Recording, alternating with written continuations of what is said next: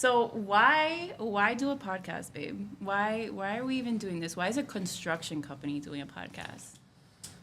These questions are going to be hard, huh? Tell us. I think that a lot of people are watching podcasts. I think a lot of people are liking podcasts. We're trying to reach people, and a lot of the people that we're trying to reach are watching podcasts. I think it's something that we should do. And a few months ago, which was November of 2023, I felt that, one way to be able to share a message and share what we're doing was through a podcast. And if that's the way that we can get to people, then a podcast is what we're going to do.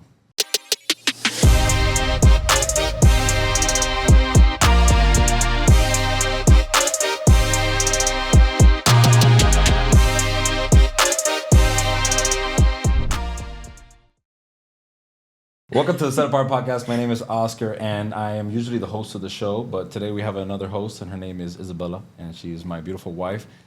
So we're happy to have her on, but we're especially happy to have you part of this episode, and a part of what we're doing here through Set Apart Podcast and through John Bell Construction. So I really appreciate you being here. I really do. So, and you too. Oh, thanks. I'm glad I'm more than just a little figure here. You're my everything. No, but thank you for having me. I feel excited to take off the pressure from you hosting. I actually feel the pressure now, but how does it feel to be on the hot seat now? I think that anything that you do that is new is different. So I feel the pressure that you're feeling, I feel it on my side. I was getting used to kind of hosting the show and asking the questions, but I love it. I think it's important that we kind of stop like the episodes that we're doing and kind of come back to basics. Are you scared of anything I'm going to ask you? No. You don't know everything. No, I'm not scared. All right. So why do a podcast, babe? Why are we even doing this? Why is a construction company doing a podcast? These questions are going to be hard, huh? Tell us. I think that a lot of people are watching podcasts. I think a lot of people are liking podcasts. I have never seen a full episode of a podcast. No way. Never.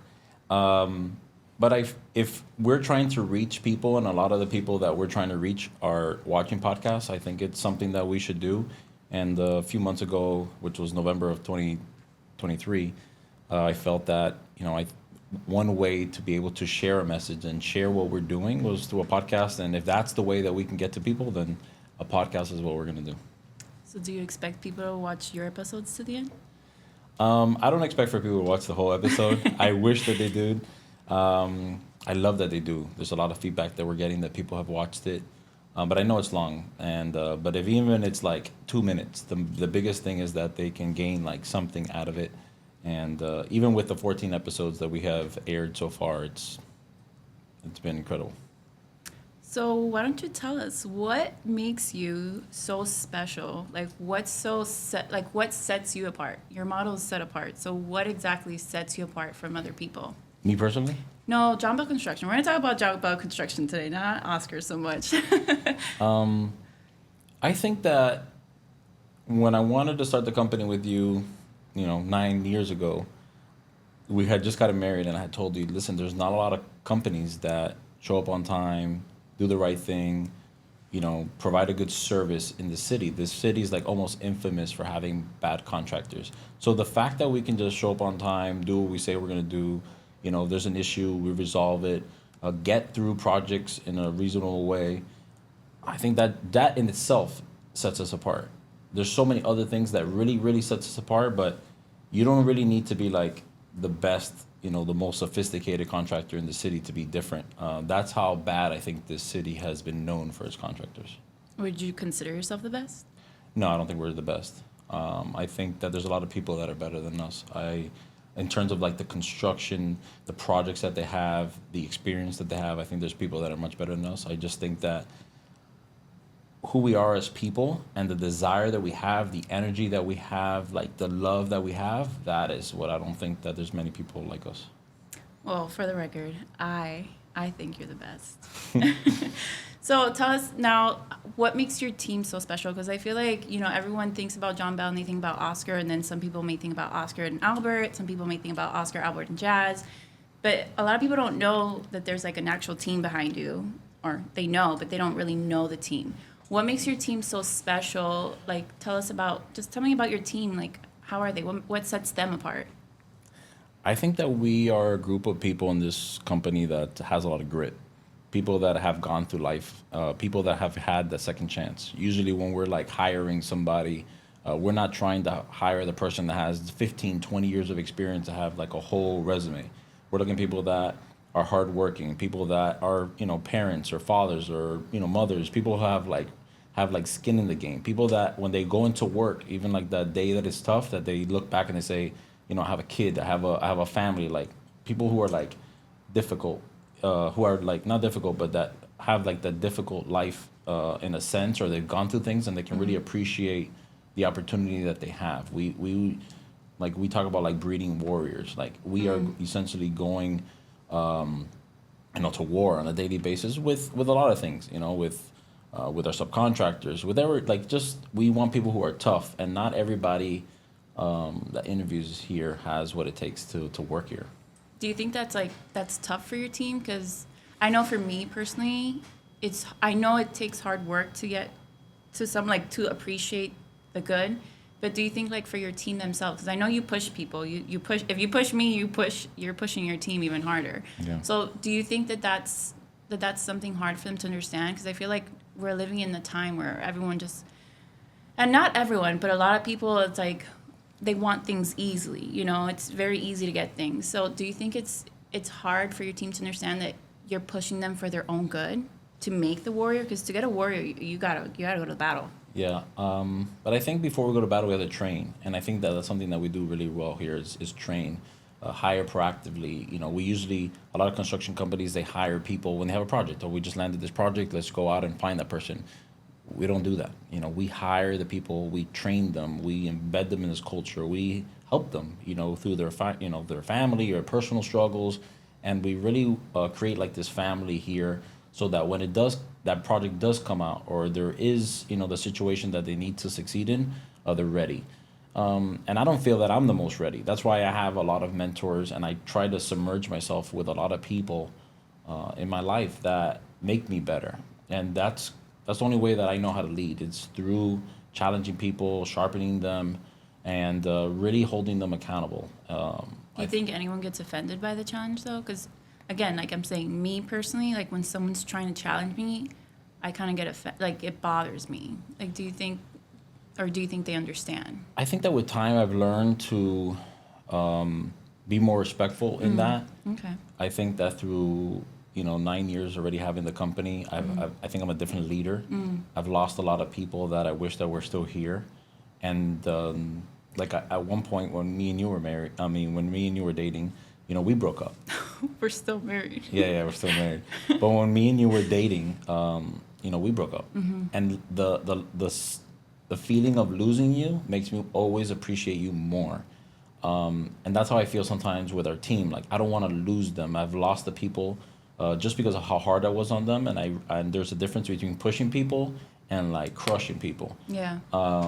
So I feel that with time I've become a better leader, where I've been able to push people, but also guide them and show them that they're capable of the things that are needed. It's not even the things that I need or the things that I want. It's just what our client really deserves and what the project deserves. That's good. So do you look for something like special in the person? Like, tell me a little bit about your hiring process. Maybe you can help someone that maybe would like to even apply for job. Like, what do you look for in that person? That's a tough question because there's so many different factors. I take a lot of pride in the fact that we retain people. We want to retain people. We have never fired anybody because we don't have work. So if we're hiring somebody, is because essentially those people are going to stay here forever. We never have hired somebody with the intention that they're going to leave. So with that in mind, the hiring process is extremely difficult and extremely different. If we were hiring somebody to build, I don't know, this hospital, for instance, then we want somebody that's maybe with hospital experience, somebody that's very dedicated, somebody that's very technical. And there's a lot of other things that are intangibles that don't really matter. We just need them to do a good job for that project. But when we're trying to hire somebody for who they are. Right. How long is this interview? Like, what do you feel like needs to stick out for you to be like, oh yeah, I'm gonna give them a shot? I think one of the most important things is that they really want to work here. I think that it's not just a job. That it's like, hey, these guys have something special going on. Like we're in the interview process with somebody now, and I'm ready to hire them. Right. They need to believe in you. But I want them to be here. I want them to see Maria. Like I want them to see our PMs. I want them to see who we are. Like I want them to be like, I want to be a part of that. And it's kind of the same way how we feel about our clients. It's. I feel like there's something really special going on here, and I feel like we have a lot to offer, and we want those people to. I don't think they should know everything about who we really are and what we're doing, but they should at least know, like, hey, they should have some sort of appreciation for what's going on in this company and the things we're trying to do, because it's bigger than just building buildings. You know, it's like Right. the company I used to work for. The guy used to always say, you know, we're not in the business of building buildings. We're in the business of building people, and like that's so true. Like because life happens. You know, the project comes, that hospital will end, and another project will happen, and then that project will end. But you know, people might get in a car accident. People's house might get flooded. People might get sick. You know, people might get, you know, issues with their spouses. Like life happens. So it's really important that when life happens, that person that is ready, like it's part of our culture. Because at the end of the day, when that happens, it's my responsibility as their leader to comfort them and to be there and support them. So those people, they need to be willing to accept that Yeah. that comfort. Does that? I don't know if that makes sense. Because there's a lot of people that don't want that. You know, they just want to work and they go home. But that's like you being my wife and you not wanting me to, like, hey, how was your day? No, it was tough. Okay, talk to me about it. No, I'm handling it on my own. Like I can't be with you. Like Yeah. I can't associate with you because I'm trying to comfort you. I'm trying to help you. We're trying to get through life together. And if it's just about work, then, well, like the projects in the company are important, but like there's so many more important things in life than, honestly, there are projects. Yeah. But so like essentially you're saying that they have to, because I feel like what everyone tells everyone when they're going into a job interview, any job interview, it's like, 1, be confident. 2, tell them all your strengths. 3, tell them your weaknesses. But when you tell them your weakness, tell them that that's why it's good, but like it's bad, but it's good. So like you don't really care about any of that. You just, at the end of the day, you just want them to believe in you. Is that like what you're saying?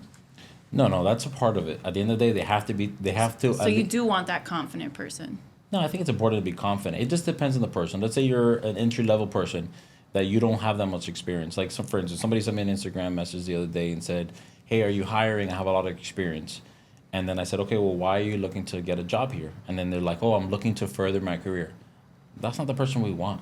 You know, like you can further your career in any business, you know? Yeah. We want for some, you know, I was expecting for them to say, oh, I really appreciate what you're doing and I really like what you're doing. I want to be a part of that. I want to help the community. I want to look back and say, oh, John Bell is John Bell because of people like me. Yeah. Not just because you're trying to, you know, that doesn't really matter. Your resume is irrelevant. If you're not really helping people and you're not pushing the people to be better and you're not allowing people to make more money so they can buy the house that they're looking to buy, and like at the end of the day, like when people are older and they're looking back, if that person isn't better because of you, then who cares about that hospital you did? Like that's like irrelevant. That's why what that person said about that we're in the business of building people is so important. Like we build projects to make money, but we build people to live, and I think that's Right. You like to create that relational team, not just like these puppeteers. pretty much. Yeah, that's good. So I feel like, you know, a lot of the projects that you don't get, you come home and I'm like, damn, what happened? Like, why didn't you get it? No, our number was too high. Yeah. What do you have to say to your clients that are like, they would come to you and say, or they won't come to you, because some are respectful and they'll actually tell you, and others just go away, ghost you. So what do you have to say to your clients that they have a cheaper price? What do you have to say to them about your price being higher? Not that your price is always higher, but I do feel like that's a common thing. Well, I also feel like you saying that because I don't. Right. Yeah. Like I'm the type of person that if I wish I would celebrate more of the victories. Yeah. I feel like you it's like being a little kid. Like, what do you remember the most? Well, you remember some of the good times, but you really remember a lot of the bad times. Yeah. So, and it's really hard on me. And like, we as a company sometimes don't celebrate a lot of our victories, but we really like mourn our losses. And Damn, I think we need to change that a little bit. I know, but it's just to answer your question, the reason that affects us and affects me a lot is because I feel like the people really don't really know who we are. And I really don't feel that the people have the opportunity to understand who we are and the person that they would have hired, which is essentially why this podcast even exists. I think that But do you think, because sometimes your price could be higher and then go with the lower price and then they call you 3 months later and they're like, oh, this GC just dipped. I Yeah. need you now. So, like, do you think there's a reason why your price is higher and their price is lower? Or, like, what's like, well, technically, yes, I feel like our numbers has a lot more. do you think your number's fair? No, I think our number is always fair. Okay. When we are looking at the number and we're looking at to send a proposal, we're not saying, "Oh, let's crank up that number and if we get it, we get it." But if we don't, no, like our projects are way too long. Like if you were a pool contractor, a window contractor, something that's a very short period like turnaround, then you can do that. But we're about to go into a relationship with somebody for a year and a half, 2 years. We cannot just say, "Oh, let's stick." Like that's like 2% of my life, 3% of my life that I'm gonna spend with this person. So that mentality doesn't exist around here. If we're gonna go for a project, we want to get a project. Not even that. If we estimate a project, we bid a project, is because we want to get the job. So I feel like if we don't get the job, I feel like we include a lot more things. I feel like we're a lot more honest. They're gonna get a lot less change orders. A lot of people they come in with a very, very low number, knowing that the drawings may be incomplete, or they know that the client's gonna change a lot of things, and then they kill them at the end of the day with change orders. So I feel that our number is a very honest number. Change orders always exist. That's like kind of to say the job without change orders, no change orders is a lie. But we try to anticipate as many as we can. That to me is I think one of the reasons. Another reason is that people cost money. Our jobs come with superintendents. They come with project managers. They come with estimators. They come with project accountants. They come with office managers. They come with drivers. They come with quality control people. They come with safety people. The whole team. Yeah, like we are an entire team, so you cannot compare us and our team to somebody that's running a job out of their truck. Unfortunately, we are still at the size of a company that we're competing against some of the smaller people. I feel that and we're already kind of in it, as we start competing against some of the bigger people, our number will be less because we really do run a very tight operation here. Foz is somebody that, my business partner, that has really tried to make sure that our cost, and we are counting the pennies, and then that through counting the pennies, we are always not specifically trying to make more money, but that we're trying to save as much money for the client. So I feel that all of our numbers are responsible. I feel that every number that we give to a client is a good number, and if our number is higher, more than likely the person that is lower is missing something. So, would you say that it's better? It's not. You shouldn't go with the lowest number. That's not necessarily how you should. I think Get that a if I job. were a client that's hiring John Bell, I would probably say you are higher. You're higher by 5%, 10%. Usually we're no more than that. And if we're more than that, it's because there's too much ambiguity in terms of like the scope of work or the materials, which you can buy a $3 tile and a $10 tile. So maybe that changes the price, but usually it's pretty close. If we're ever higher, I would say, hey, which is going back to like the person that we're interviewing. It's all about the same thing. I really want to use you guys. I really think that you guys can bring a lot of value to us. We just met you, but I know that you guys at the end of this job are going to provide a very good product, and I want to see what we can do to get there. So we do with a lot of clients, maybe half of our clients, is that we just say, hey, look, these are the costs. This is what this person is charging. This is what this person is charging. And we literally put it all on the table. We're open book. We have nothing to hide. We're not marking those numbers up in terms of like the people. So like the electrician is charging 100 grand. Well, then here's your 100 grand proposal. If they have somebody else that's charging 65 grand, there's a problem there, because usually our people are very conservative in terms of are very like tight in their numbers, our subcontractors. Yeah. I hear you all the time. I need you to lower this price for me, man. Yeah, because we want to give the people the best number. So I think it's important. So going back to it, I think that us and that's what we've been doing a lot lately. And like the projects have like they're so successful. They're like under budget. They're faster. Like it's the ideal project when somebody really wants to use us, and we just say, hey, look, we want to make this much money on the job in terms of our percentage, and this is how much money it costs us to run the job from a personnel standpoint. And let's do this. Let's get 3 or 4 estimates. We can look at it together. We can make this decision together. I can give my recommendation because at the end of the day, the job costs the same. At the end, you cannot say that an electrician he's charging 100 grand and the other person is charging 300 grand. Like that doesn't exist. The cost is still the cost. What do you mean the job costs the same though? At the end of the day. Like for instance, I will tell you, hey, a coach purse costs this. You can go to another store. That coach purse is still going to cost the same. If it costs any different, it's because of the service of the person that's giving it to you. Yeah, I get you. So it's still like the cost is The still. product is still the product. Yeah, and it's the Although service. there's a difference because I feel like in this world, like GC have their rep is really bad. Like everyone's like, Well, that's why when I'm saying when our numbers really go far off, there's something really missing. gotcha, yeah. But at the end of the day, I think that I think it's really important. I understand what you're saying, but sometimes people don't really care. Right, you're saying like in the big picture. In the big picture, the job's gonna get done and it's gonna look the same. Exactly. Ish. Ish. I think our quality is like incredible, and I would agree. I feel like when we turn in the key to the person, like this person never thought that this was gonna. They thought that it was gonna be how you're envisioning. Right. But when we turn over the key to the place and they're walking in there, they're like in awe. Like every single client that we've ever had in 9 years walks into our jobs and they never expected it. So walk me through that process to get to like the key part. In short, okay. Yeah. They hire you. How is the journey gonna be with John Bell? They hired us. They already hired us. Yeah, they hired you. Now, what's the journey gonna be? I think if a client hires us, I feel that they're gonna get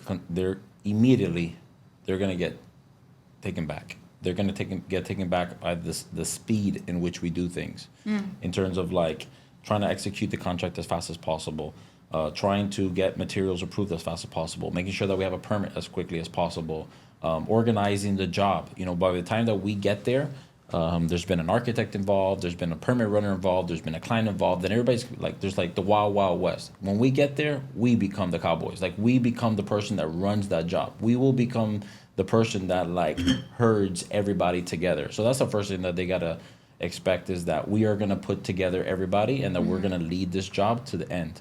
And I think that it brings a lot of peace of mind. No client has ever said, "Oh no, I'm not ready. I want to be the leader." No, everybody's saying, "Oh, finally, I don't have to be the person, pushing that person or emailing that person or following up." No, that's our job. We are gonna babysit this job until this job is done. And I always say we're gonna lead people, and if we can't lead them, we're gonna push them, or we can't push them, we're gonna drag them. And that's our job. We are gonna do whatever it takes for you as my client to get into that space, because eventually, you want to make money.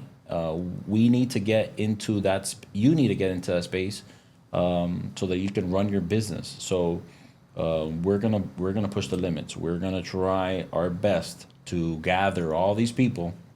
As a construction site, I would say is like sometimes it's 300-400 people. Like it's crazy how many people don't really realize how much it takes to build a job. You have inspectors, you have owners, you have electricians, plumbers, roofers, drywall guys, framers, electricians, plumbers, AC guys, fire alarm guys, fire sprinkler guys, tile guys, wall paneling, millwork guys, countertop guys, like the acoustical ceiling, like Right, it's a lot. there's so many people that you need to be able to gather, and that's my job. I will handle that. You don't have to worry about that. My job, the reason that I would say that I live on 75% of my life, is to push those people, and we're gonna get the best out of them. We're gonna love them. We're gonna respect them. We're gonna give them more work. We're very loyal to our subcontractors. But Is there anything that's like expected of the client? Like if I hire you, is there anything that's expected of me to do? Because what I'm hearing now is that you just take over. No, I think that you're, as a client, paying on time is a big thing. Payment is super important. If when we ask you the payment, like pay quickly. Like we're doing everything we can and we're killing ourselves and we're losing sleep for you and for your business. The least you can do is pay us on time. I would say paying is a big part. Helping push people that we didn't hire. So if you hire the architect, you hire the engineers, you hire the permit runner, like you have to push those people. I'll push them, but I'm not the one that's paying them. So usually is like the one that's giving them the money is the one Right. that needs to do the pushing. So pushing the people that they can, answering questions. That's a big thing. Sometimes they need to make decisions. Do you want blue curtains? Do you want black curtains? Do you want, a black microphone or blue microphone? Like, there's going to be things that essentially, this is for you. We're not building this for Right. us. So I want to make sure that this is something that you want. So people who make quick decisions, people that, Gotta be ready. yeah, be ready. You got to be ready for us. And because it's kind of crazy because people say, how fast can you do this? They don't want to know. Are they ready for how fast? I always thought I said as fast as you can make a decision. Yeah. Because if a job can be done in 6 months and it get done in 9 months, it's not because of me. It's because of somebody else that's slowing me down. So Yeah.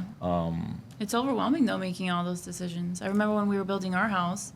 yeah, We did it in 4 months. yeah, You're like, I need this, I need that. I'm like, oh my god. it is overwhelming. But I'm here. Like I was there with you through every step of the way. Yeah. And then I will hold the people, like I hold their hand and I explain to them, hey, I don't think we should go this way because this is the reason why. Like this material isn't good. It's not going to last very long. I think that we should go this way. It may cost maybe $1 more, maybe sometimes cheaper, but I always guide them in the best direction. And our most successful projects are the people usually that just That listen. listen, yeah. That listen. Because at the end of the day, that's not what they do. We have people who are doctors and lawyers and business owners, and I'm not telling you how to run your restaurant. But it is a little bit overwhelming, but we're here with them every step of the way, and I don't think that a lot of companies do that. I think that the pace is a lot slower. Yeah. I think that I think people could realize that is that you're I'm not taking away from your like how great you execute things, but you are like anyone that knows you, and I think you're going to disagree with me, but anyone that knows you knows that you're an emotional person. You can be emotionally driven like 95% of the time.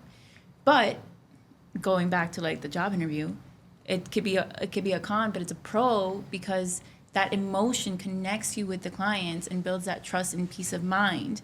And I think that's what a lot of other companies are not getting in their clients, or their clients are not getting from other companies. It's more like a checklist. You actually try to create a relationship, get to know the person, get to know the family, and in that you build that trust and peace of mind.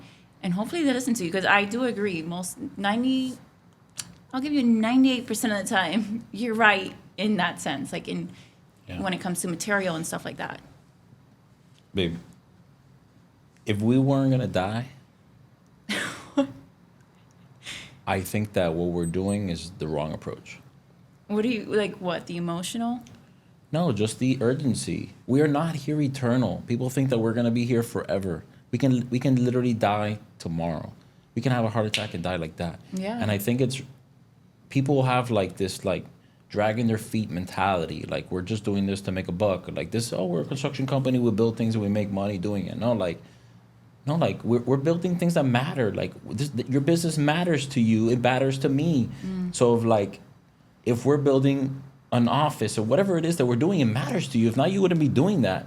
So sometimes what happens is that people, they're scared. Like they have this fear of like conquering it. And no, we're not going to have any fear. We're going to do this. Like you're going to be into your office and your business is going to grow. Your family's going to grow. You are going to get better and I'm going to help you. We're going to get this thing going because at the end of the day, the reason I'm at where I'm at, which is not where I want to be, but where I'm at is because people have pushed me. If people didn't push me, I wouldn't be where I'm at.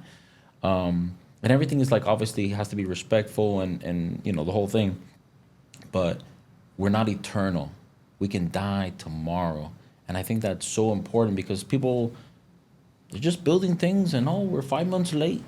Oh, no, bro. No, We need to like that person has a construction loan. They're paying 8-9% interest because of how terrible this economy is. Like they need to stop renting, or they need to buy, they need to move into this place, they need to start making money. And what happens is people just, they may be a little bit intimidated by the construction industry. I can understand it because when I started, you have all these guys, and sometimes they're not the most professional people in terms of who they are as people. No, like it's my job to be like the shield for our client and to push forward and to get the results that they need so that the dream that they have is executed, it's fulfilled. It's, I can't explain it. Like I really wish I could. And that's why through this podcast, I think eventually, maybe after 1,000 episodes, people would maybe understand what we're doing around here. But in 9 years, there hasn't been a single client that has a complaint about us. Who would you say isn't your client? Is not. I would say somebody that doesn't trust us. Somebody that doesn't trust us is probably like the right answer. Because it's like this. When you hire somebody to renovate your kitchen or your bathroom, how long can that job take? Like 2 months. Most of our jobs are like a year and a half. So we're not dating somebody. We're literally going from, what's the thing? What's the show that's going on? Like Love is Blind or Married at First Sight? They're all going on. Yeah, I know. But like Married at First Sight, that's essentially what it is to hire a contractor in Miami. It's Married at First Sight. So communication is a big thing, and for the person to trust them. Even if we're watching like these shows, like what's the number one thing that anything has is that they're trusting each other and that they're communicating. Yeah. So if we're not communicating well, and they want to do one thing and we want to do another thing, or they don't really trust us, that's maybe that's not our client. At the end of the day, we want to serve as many clients as we possibly can. Why are you bringing in doctors, pastors, lawyers, entrepreneurs onto the podcast? What do these special guests, I'm going to say special because I do know that whoever you choose is going to be someone special, but what do you think these doctors, entrepreneurs, lawyers, why are you bringing them to the podcast, to a construction company's podcast? What sets them apart, or what's so special about them, and what can viewers take from these people you're interviewing? Well, so far, I can't talk about future people that are joining the show, but so far, everybody that's joined the show has played a role in my development, in our development as a family, and in the development of John Bell Construction. Like nobody here is like some random person that we've never met. These are people that we've known, that maybe they didn't play a massive role, but they played some sort of role where we know, and we want them to have a platform to speak their mind. There's a lot of people that want to be heard. They have a service that they've offered. They have a company that is successful, and they've never had an opportunity or a platform to say what their company has done and what it could do and how it can serve people in this community. I think there's a lot of people that serve their community, and they've done a lot. They've done a lot of good. So giving these people the opportunity to be able to showcase and to say what they want to say, I think it's paramount. And I think there's a lot of people in my life that not only impacted my life in a positive way, they've impacted the life of a lot of people in a positive way. And I think those people deserve to be heard, and I think that their story is really important. Do you think you're just giving them a platform to be heard?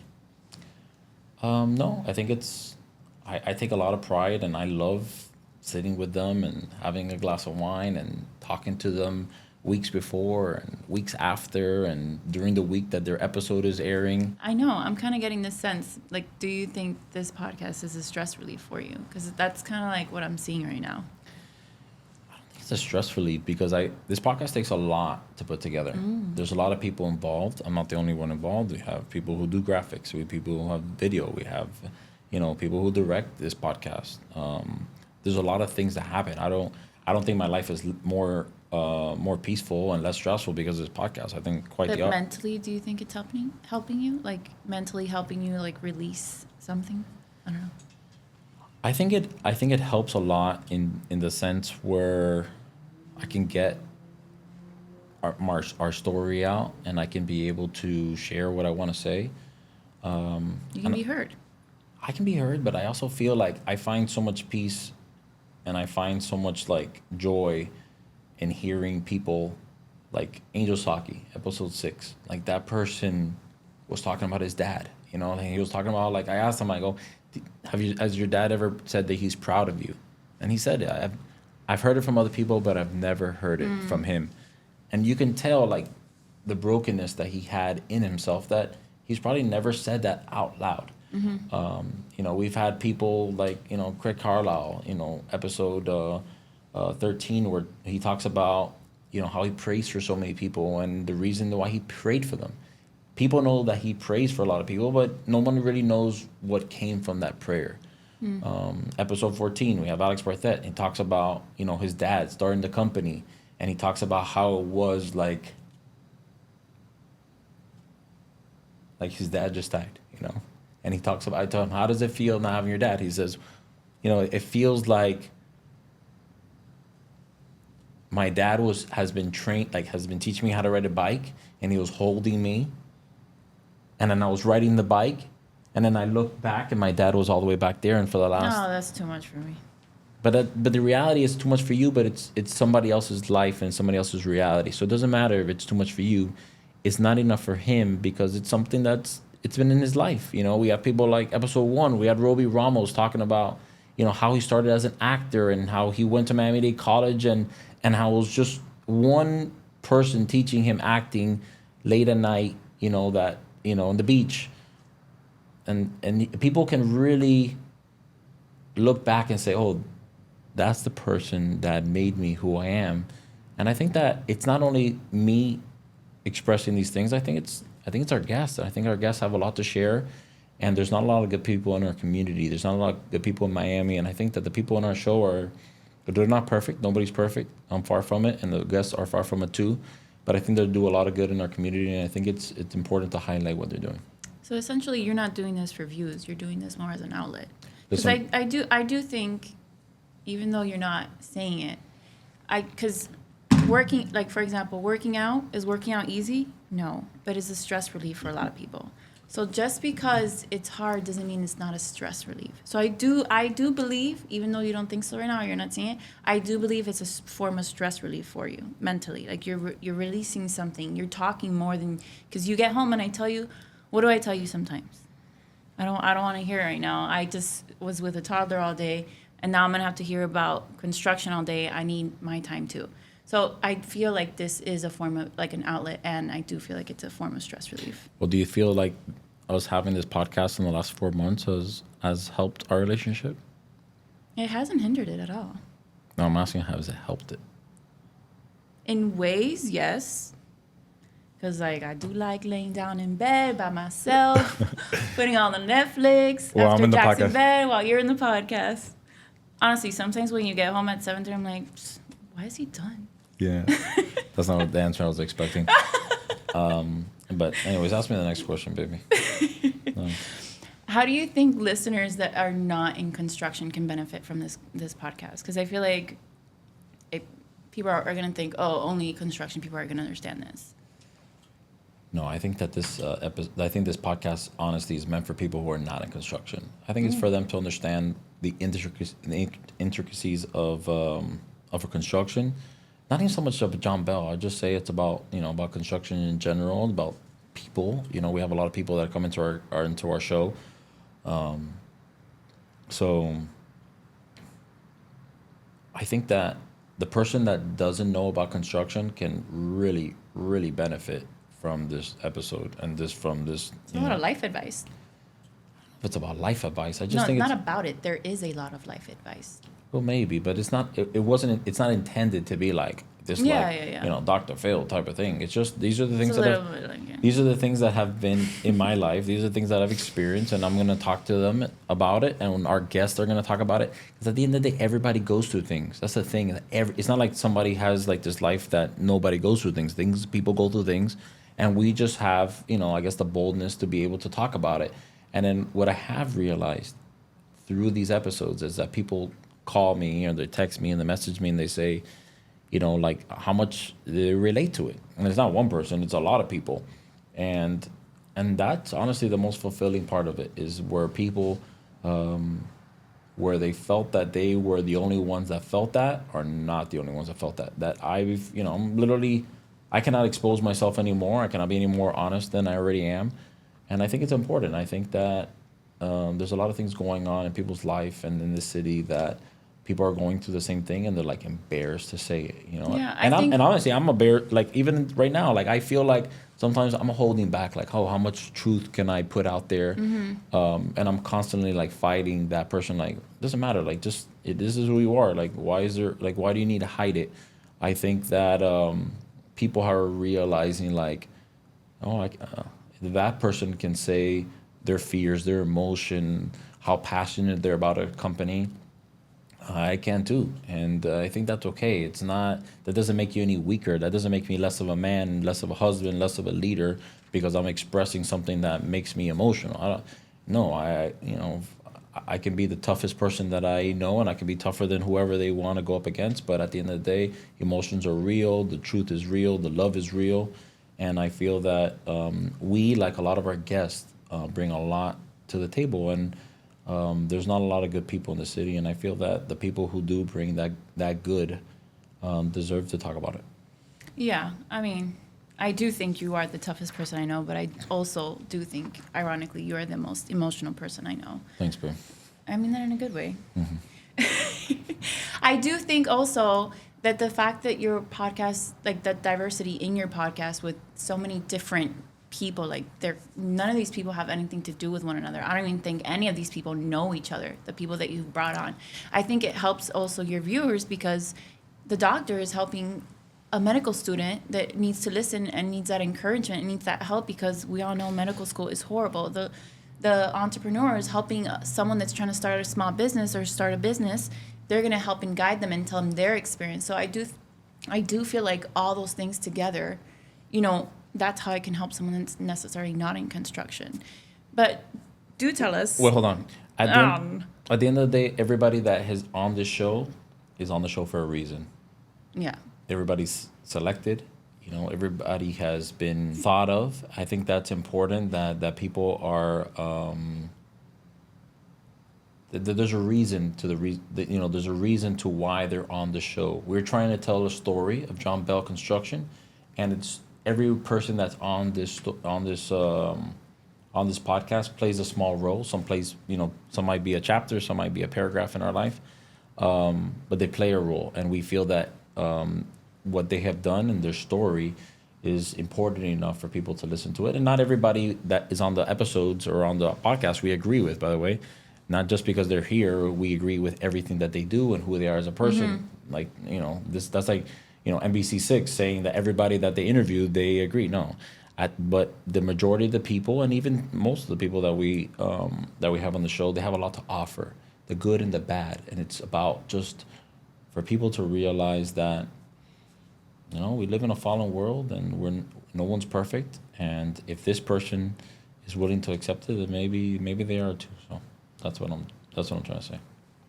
What do you think people should look forward to? Like, what's the future of this podcast? I think the podcast is going to continue to bring good guests. It's going to bring just transparency to who we are in John Bell Construction. I think there's a dynamic that we're going to try to bring, which is about really trying to teach the viewer as much as we can. I think that we are going to try to not so much to teach about John Bell Construction, but teach about things that are maybe in the construction industry, things that are pointers that might affect people in their life. Like, for instance, like we're going to hurricane season. How can you prepare for hurricane season? If you're a homeowner and you're about to hire a pool contractor, what can you do to prepare yourself, maybe reading their contract, and that's like maybe what episode 14 is about. So during the different episodes and during different guests, I think that we're gonna try to prepare people to just be better people, but also be more prepared and be more cognizant of what's happening in our industry, so that if maybe they are a client of ours, but maybe they're a client of somebody else, that they can understand more a little bit about the industry, because our industry is so important to our economy.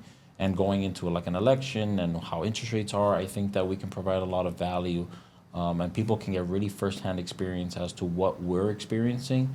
And if we are experiencing it, it's something that later the consumer or client is going to be affected by it, and we're usually the first person to know. So I think it's a lot of information about the industry, a lot about information about our economy, and also a lot about what we're doing as a company, and staying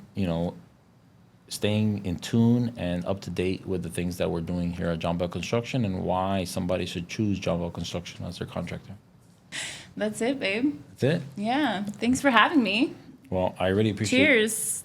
Well, listen, I really appreciate you being on the show, and I think it was important to do an episode like this so we can kind of like regroup and stop just the regular episodes, and for people to be able to watch us and listen to us. And I think we have a lot to offer as a company, and hopefully that they see through, the hype and the intensity and all that we're just. I want to say like we're just normal people, but we're not. We really have a big heart for our city, and I love what we do. I have a lot of passion for our company. I have a lot of passion for our clients, and I'm really, really excited for the opportunities that our clients have and what God has in store for us. Amen to that. See you on the next one.